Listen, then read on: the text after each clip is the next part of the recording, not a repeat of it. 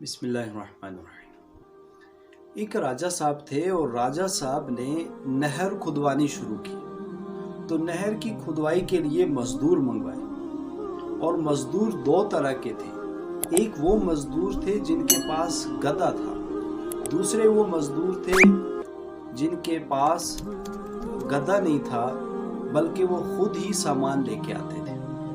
تو راجہ صاحب ان کو زیادہ تنخواہ دیتے تھے جن کے پاس گدھے ہوتے تھے۔ جب گدھوں کی قیمتوں میں اضافہ ہو گیا تو گدھے بھی مہنگے ہو گئے۔ تو اب راجہ صاحب نے سب کو بلایا کہ بھئی کیا کیا جائے، اور گدھوں کی چوریاں بھی شروع ہو گئی۔ اصل واقعہ تو یہ تھا کہ گدھوں کی چوریاں شروع ہو گئی۔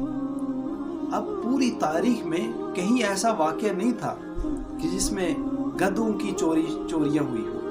تو راجہ صاحب بڑے پریشان ہو گئے۔ انہوں نے پولیس کو تعینات کیا اور کہا کہ جتنے گدھے شام کو قلعے سے باہر جا رہے ہیں اور جتنے اندر آ رہے ہیں سب کی گنتی کر کے مجھے بتایا جائے اور روزانہ کی رپورٹ مجھے روزانہ دی جائے۔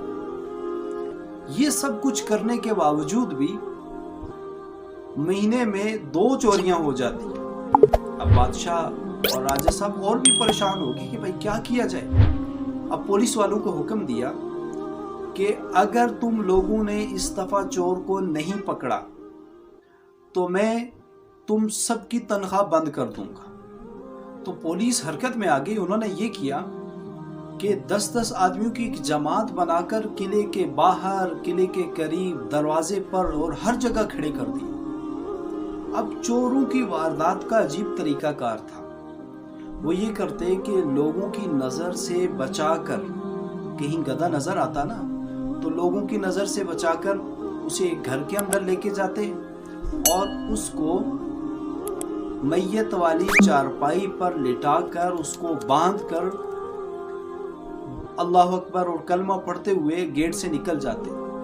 تو دیکھنے والے جو لوگ تھے نا وہ یہ سمجھتے کہ یہ جنازہ جا رہا ہے۔ تو جب پولیس نے سب کچھ تعینات کر لیا، سب لوگوں کو تعینات کر لیا، تو بکرے کی ماں کب تک خیر منائے گی؟